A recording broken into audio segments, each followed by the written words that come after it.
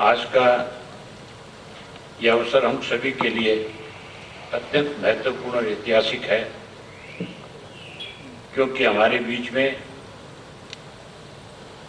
भारत के उपराष्ट्रपति माननीय श्री जगदीप धनखड़ जी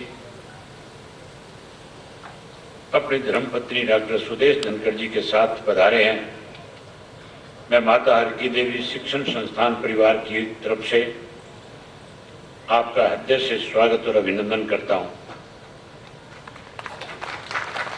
श्री धनखड़ जी ने केवल एक प्रखर विधि वेता है, बल्कि लोकतंत्र मूल्य और संवैधानिक आदर्शों के सशक्त प्रहरी भी है। इनका जन्म राजस्थान के झुंझुनू जिले के छोटे से गांव पिठाना में 18 मई 1951 को हुआ। इनकी प्राथमिक शिक्षा जो थी वो गांव की थी, और उसके बाद स्कूल की जो शिक्षा थी वो इन्होंने सैनिक स्कूल चित्तौड़गढ़ में पूरी करी, और उसके बाद स्नातक की जो शिक्षा थी वो राजस्थान के विश्वविद्यालय में, और उसके बाद जयपुर विश्वविद्यालय में इन्होंने कानून की डिग्री प्राप्त करके हाई कोर्ट और सुप्रीम कोर्ट में अपनी वकालत शुरू करी। उसके बाद स्वर्गीय चौधरी देवीलाल जी के देश के अंदर लोकतंत्र को कैसे बचाया जाए उसमें अपनी एक बड़ी भूमिका निभाने के लिए चौधरी देवीलाल जी के साथ मिलकर के अपना राजनीतिक जीवन 1989 में शुरू किया, और चौधरी ओम प्रकाश स्वर्गीय चौधरी ओम प्रकाश चौटाला जी के साथ इन्होंने देश में बड़ी परिवर्तन करने में बड़ी भूमिका निभाने का काम किया था। 2019 में पश्चिम बंगाल के राज्यपाल बने, और 16 जुलाई 2022 को भारत के उपराष्ट्रपति के पद पे आसीन हुए। आज उपराष्ट्रपति के रूप में आपने राज्यसभा के बेमाई संचालन में न केवल कुशल नेतृत्व प्रदान किया, बल्कि स्वस्थ लोकतंत्र स्वाद को और अधिक सशक्त बनाने में महत्वपूर्ण भूमिका निभाई। आपकी नेतृत्व क्षमता, विदग्धता, दूरदृष्टि, राष्ट्र के प्रति अटूट समर्पण हमारे लिए प्रेरणादायक है। आपने अपने सार्वजनिक जीवन में न्याय, पारदर्शिता, सुशासन को सर्वोपरि रखा है। माननीय श्री धनखड़ जी किसानों के प्रति सच्ची हमदर्दी और उनकी समस्याओं को गंभीरता से लेते हैं। वे किसानों को राष्ट्र की रीढ़ मानते हैं।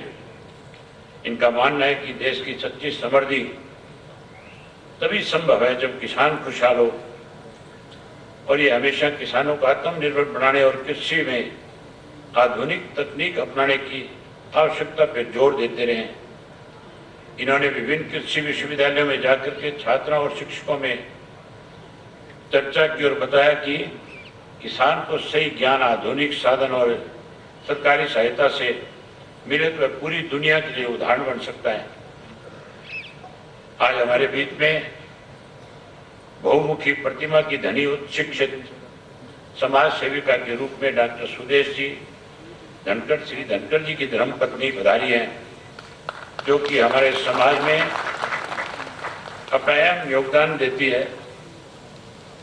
बालिका शिक्षाओं को बढ़ावा देने के लिए हर संभव प्रयास करती हैं। इन्होंने बनस्त्री विद्यापीठ जयपुर से उच्च शिक्षा व पीएचडी की उपाधि प्राप्त की। आज इनका आगमन हमारी बेटियों के लिए प्रेरणा स्रोत है। इनका मैं यहाँ पहुँचने पर दिल से धन्यवाद ज्ञापित करता हूँ। माननीय उपराष्ट्रपति महोदय जी को बताना चाहता हूँ कि इलाका शिक्षा के क्षेत्र में बहुत पिछड़ा हुआ था।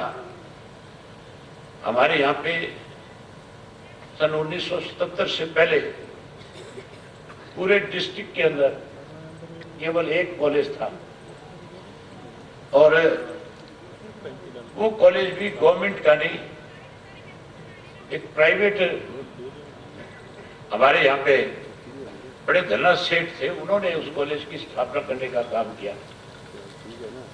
हमारे जो ग्रामीणांचल के बच्चे थे उनको पढ़ाई में बहुत बड़ी दिक्कत और कठिनाई का सामना करना पड़ता था, और चौधरी देवीलाल जी की हमेशा एक सोच थी, उससे हम ज्यादा पढ़े लिखे नहीं थे, उसके बावजूद भी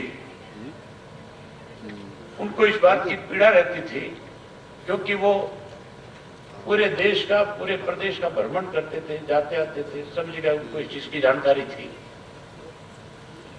कि जब तक शिक्षा नहीं होगी, जब तक लोग शिक्षित नहीं होंगे, वो इलाका तरक्की नहीं कर पाएगा, वो परिवार आगे नहीं बढ़ पाएगा।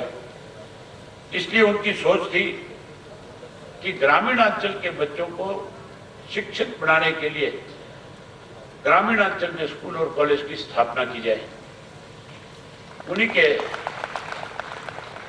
प्रयास की वजह से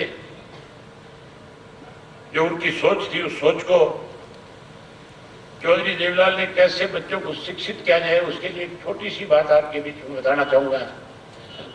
सन 1977 में जब वो मुख्यमंत्री बने,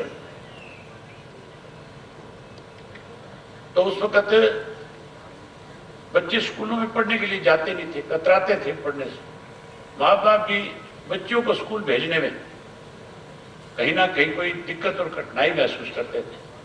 उन्होंने कैसे बच्चों को प्रोत्साहित किया जाए, इसके लिए एक योजना शुरू कर दी, जो देश में एक उदाहरण बना कि 1 रुपया जो बच्चा स्कूल पढ़ने जाएगा, चाहे वो किसी भी जमात से संबंध रखता होगा, जो स्कूल में पढ़ने जाएगा, सरकार की तरफ से उस बच्चे को रोजाना 1 रुपया दिया जाएगा। सन 1970 में 1 रुपये का बड़ा महत्व था, और उनकी इस पहल की वजह से ग्रामीणांचल में इस बात को लेकर के जागृति पैदा हुई। हर माँ बाप की एक सोच बनी कि मेरा बच्चा स्कूल में जाएगा और 30 रुपया महीने का तुझे ला करके देगा। उस 30 रुपये के लालच में माँ बाप ने बच्चे को स्कूल में भेजा, और उससे बच्चे को शिक्षित होने में आसानी हुई। उसी को आगे चौधरी ओम प्रकाश चौटाला जी ने इस इलाके में बढ़ाने का काम किया, जहां 2004 में इस माता हरकी देवी इंस्टीट्यूट को उन्होंने नींव पत्थर रखा। उसके बाद 1 साल में इसको पूरा करा करके यहाँ की जो बच्चे हैं उनको पढ़ाई में दिक्कत ना आए, उसके लिए इसकी शुरुआत करने का काम किया। वहीं सरसा के अंदर जननायक चौधरी देवीलाल जी के नाम से भी एक शिक्षण संस्थान खड़ा करने का काम किया। यूनिवर्सिटी बनाई, यूनिवर्सिटी के साथ साथ इंजीनियरिंग कॉलेज बनाया, ताकि इस इलाके के बच्चे भी आगे बढ़ सके। हमारे यहाँ तो पहले केवल एक इंस्टीट्यूट हुआ करता था, स्वामी केशवानंद जी ने बनाया था संगरिया में।